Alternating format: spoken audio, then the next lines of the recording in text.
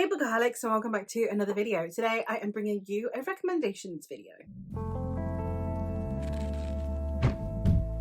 Throughout the month of May, we have two things going on. We have Asian Heritage Month, and we also have the Fantasy Fellowship Readathon. So I thought that I would make a recommendations video where I recommend books by Asian authors for each of the prompts in the Readathon. I'm going to be going through each of the prompts of the Readathon, and I'm going to be recommending at least 2 books that are by Asian authors. The first prompt, which is for Fins and Fables, is Under the Sea, and that is a book that is set either under the sea or predominantly out at sea. The first recommendation I have for this one is The Girl Who Fell Beneath the Sea by Axie O. This is a YA. I don't have a huge amount of YA recommendations on here, but this is a YA, and I have heard it compared to Gods of Jade and Shadow and also the Winter Night Chronicle, in which we have a girl who is in a position where she sacrifices herself because every year there is a god of the ocean that they sacrifice a human girl to in the hopes that it will appease him and stop the devastation of the ocean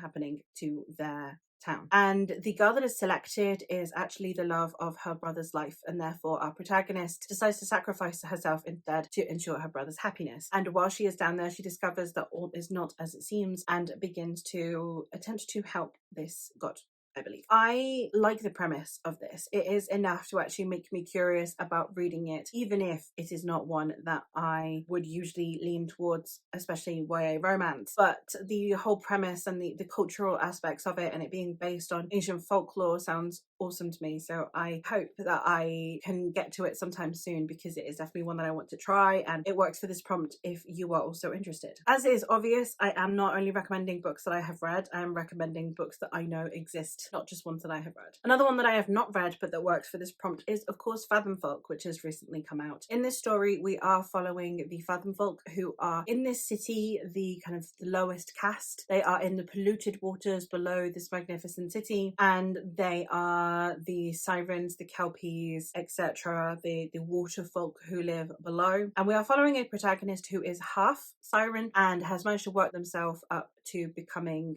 a member of the guard, and is therefore trying to broker a peace between the Fathom Folk and the humans who oppress them, until a water dragon comes in and begins to ruin all of their plans by igniting a violent rebellion that means that the rights of Fathom Folk are clamped down on even more. And then we have discussions around rebellion and its purpose and the types of rebellions that do or don't work, I believe. I am excited to give this a go. I am looking forward to binging the series when the series is all out, and the cover of this one definitely also buys me in. It's just absolutely beautiful. The other prompt for Fins and Fables is Out of Your Comfort Zone. Now, I appreciate that your comfort zone is going to be different to mine, but I'm going to recommend some that if you are a fantasy reader predominantly or a sci-fi reader predominantly, these might still interest you even though they don't fall well within the parameters of fantasy or sci-fi. The first one of which is a sort of sci-fi dystopian in which we have Never Let Me Go by Kazuo Ishiguro. This is one that is a dark academia-ish, dystopian-ish story in which we are following a young girl who goes to a school where everyone that attends there are deemed to be very important and very special, but their purpose in this world is actually unknown. And then one day you have a teacher who potentially reveals more to these students than she is supposed to, and it sets off a chain of understanding for these characters and their place in the world. I don't want to say any more than that. I know I'm not giving you very much, but the less you know the better with this book. It is literary, so it isn't necessarily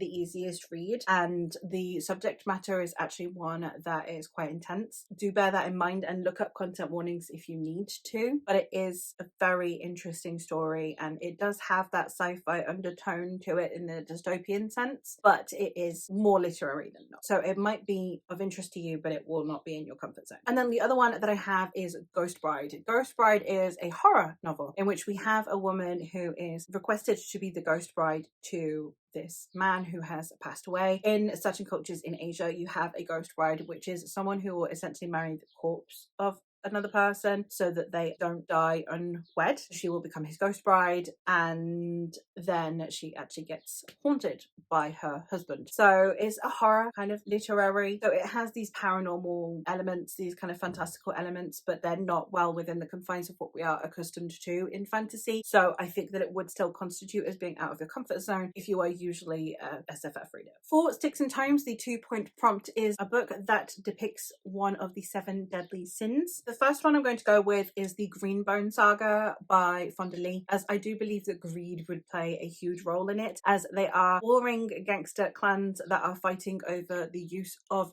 jade, as jade grants you abilities in this world if you are a Greenbone. So I feel like anything that depicts narco gang style setup, greed is just going to be a prevalent part, because you don't care about the well-being of the people around you more than you care about the money that it will bring you. So I thought this one would work well for this prompt. And then I also have The Art of Prophecy by Wesley Chu, which is depicting pride. We have someone who has been told that they will become the chosen one, and therefore have been pampered all of their life, and they believe that they are the best thing because they are the chosen one. So naturally that comes with pride. I do believe that they do have a rude awakening in this series, which I find very exciting, but pride is still a very prevalent factor, at least at the beginning of the book. The 4-point prompt for Sticks and Tomes is Women's Rage, or Women's Righteous Fury. Hell hath no fury like a woman scorned, I believe is the prompt, and it is Women's Rage. It is about a woman's righteous anger, mostly at the patriarchy. And for this one I have Iron Widow, which is a book that its entire premise is women's rage. We are following a young woman who is in a society where women get paired off as co-pilots of these machines that are part of the war effort. However, their lives are drained to keep the machines powered. And when her sister becomes one such a girl who is sacrificed to these machines, she decides that she herself is going to enlist as one of the co-pilots so that she might avenge her sister by taking the system down from the inside. It is very women's rage. The protagonist is just incredibly angry, and understandably throughout most of the book. And the other one that I have is The Wolf of Onyaro, or The Chronicles of the Bitch Queen series, as this is one where we have a female leader of a clan who is repeatedly underestimated because she is a woman and a mother, and she should be prioritizing her son, and her leadership is questioned. And I really appreciated this series. It's actually one of my absolute favorite series of all time, but pretty much anything by Chaos Veloso would work for this, because she has badass protagonists that want to tear down the patriarchy, and this one's no exception. And in this story we are following Talion, who a few years prior had been betrothed to the son of a leader of another clan so that it would unite the clans. However, on their wedding day he runs away and she is left to kind of pick up the pieces. However, when the conflict between the two clans begins to brew again, for the sake of her son, she goes out to try and find her estranged husband so that he might bring about the peace that their marriage once sought. For Beep Boop, the first one that we have is a book that is underhyped. I have a couple here that I would definitely say are underhyped, at least on BookTube. The first one is another Chaos Veloso book, and that is The Outlaw Mage. This is the story of a young woman who comes from an area that is normally very underprivileged, but because she displays an incredible and magical ability, she is accepted into this magical academy. However, because she doesn't belong there according to several of her teachers, she is not treated very well, and then eventually has to go on the run when she walks out of this academy during her exams. Now, this is one that only the first book is out, and it did come out last year, but it's just not talked about enough in my opinion, and it's one of my favorite series, so I would highly recommend checking it out. The second book is due to come out in the summer anyway, so you might as well get ahead of the game and read the first one. And the other series that I have is The Machineries of Empire by Yoon-Ha Lee. If you're a sci-fi, especially space opera fan, and you like military sci-fi, this one can do no wrong. This is a really interesting series. I gave it 4 stars instead of 5, and I was a bit disappointed by that at the time because I really wanted it to be a 5-star series, but it was a little bit cold and impersonal, which I do find is frequent with sci-fi. But this series is so intricate, it's so interestingly written. The themes and the science that are explored, the way that the characters are put in situations in such a convoluted way, but that very much still feels realistic, and therefore it creates interesting tension and pacing. Overall, still a fantastic series and I would highly recommend you check it out. The other one for Beep Boop is a new to you author, and again, this will depend on each of you individually, but some recommendations for authors that I don't think enough people are talking about or you may not have read for whatever reason. I have Sarah Lynn, who is the author of the Brightest Shadow series. It is a progression fantasy self-published trilogy, which I really enjoyed, and I haven't actually finished the trilogy. I've only read the first book, but I really enjoyed that. So again, because they're self-pub, it's possible they will have gotten less hype, so I will recommend here. Another one who, if you are looking more for like standalones, I would go with SL Huang. They have a couple of standalones out that you may enjoy. And another one who you may not have gotten to yet because their debut only came out last year is Vaishnavi Patel, who is the author of Kaiki, which is one of my favorite mythology retellings. For the Wasteland, we have author's debut for the 2-point prompt, and for this one I have The Empire of Sand by Tasha Suri that I would recommend, especially if you're looking for some romantasy. It is also epic romantasy. It's got a hell of a lot of fantasy in there, and it is inspired by medieval India. And we also have The Candle and the Flame, which is a historical fantasy that is set along the Silk Road. There's also a standalone. I would classify it as at the very least new adult, if not adult, but it is technically sold as YA. Don't let that put you off though, because the writing style is absolutely gorgeous and all of the characters are adults. So I'm not 100% sure why it is marketed as YA, but it is gorgeous. The book is gorgeous. I need more people reading this. And the last one that I have to recommend on here is The Stardust Thief, which again, if you're looking for some romantasy, I have heard that it is really good. I do want to get to it, and I'm hoping that I'll be able to binge the series sometime soon. And for 4 points, we have a book with an unfashionable cover. Now for this one, I haven't gone with books that I dislike their covers, because as I've been looking through Asian fantasy, they have absolutely stunning covers. So instead I've taken unfashionable in the sense of like, I really like these covers. They have an element that people tend to not like, even though I think it's well done, if that makes sense. So the first one I've gone with is Battle Mage by Stephen Arion, cover that I really love because it looks so epic fantasy and it really made me excited to read it. However, it does have a person on the cover, and I have heard people complain about not liking people on the cover. So even though it's an awesome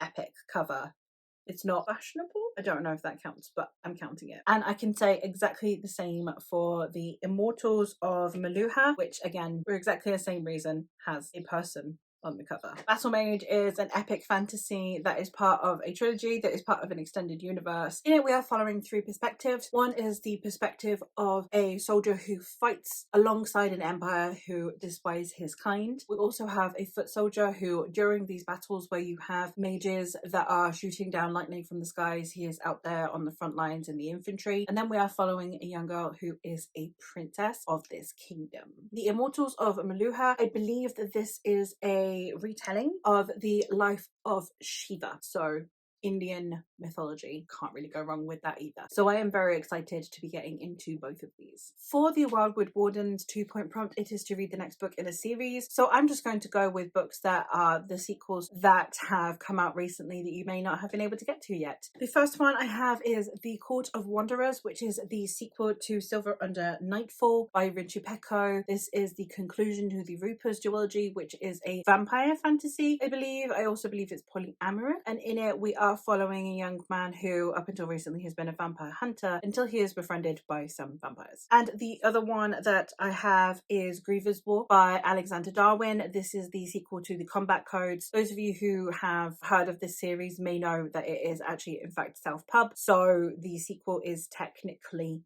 out for those of you who have it. I don't know when the traditional published version of this book comes out though, so I don't know how good of a recommendation this one is. And the other one for the Wildwood Wardens, the 4-point prompt, is to read a book that is stories from yours or your ancestors' lands. Now obviously again, this is one that is quite personal to you. It depends on where you are from. However, if you are European and or American with European descent, boy, have I got some recommendations for Asian fantasies for you. The first one I have is Gunmetal Gods, because this is set during the Byzantine era, which will include conflicts with the Byzantines. And the Byzantines, for those of you who don't know, are kind of the successors to the Roman Empire. So, you know, Rome invaded most of Europe, which means you've probably got ties to the Romans, which means you've probably got ties to the Byzantines, which means you can read Gunmetal Gods. And the other one that I have is the Poppy War. Now, the Poppy War is a little bit more complicated because it is entirely fantasy based, but we do have what is very clearly European attempts at colonialism of what is a fictional version of China. So if you are European and you would quite like to, I don't know, read about the terrible impact that we had on most of the world, reading a book that features white people colonizing an Asian country, there you go, you've got the Poppy War. And then for the Fantasy Fellowship bonus prompt, the first one, the 2-point prompt, is read a previous book club book. So a book club or buddy read that they have hosted over on the Fantasy Fellowship. And the two that I came up with that are by Asian authors is we have The Surviving Sky, which I believe is a environmental sci-fi, and we have She Who Became the Sun, which is a gender-bent historical fantasy retelling. And then finally, we have a book from your favorite time period, which again, personal to you, whenever your favorite time period is. However, if that favorite time period might happen to feature some samurai, you could probably get away with reading The Sword of Kaigen. It's not actually set during samurai times, it's set during modern times, but it has samurai in it. So I feel like you could still get away with that. However, if you wanted something that's a bit more epic, something a bit more like Game of Thrones level epic fantasy, you could always give medieval India a try, in which case you could definitely try Upon a Burning Throne by Ashok Banker. Just saying, they may not have been your favorite time periods, but they very well could be. You know what I'm saying? So those are some Asian fantasy recommendations for you, using the Fantasy Fellowship as a random little basis for recommending these. It was basically a way that I could shout out some Asian fantasy authors and or Asian fantasy books, and at the same time give a shout out to this readathon. But obviously, if these books are interesting to you, you do not have to read them for the readathon. You can just read them. There's no forcing this, especially because the readathon will be starting today if I actually post when I'm supposed to. Here are some Asian fantasy and sci-fi that I hope that you guys will enjoy. But that is all for me for today, so thank you ever so much for watching, and I will hopefully catch you in another one soon. Bye!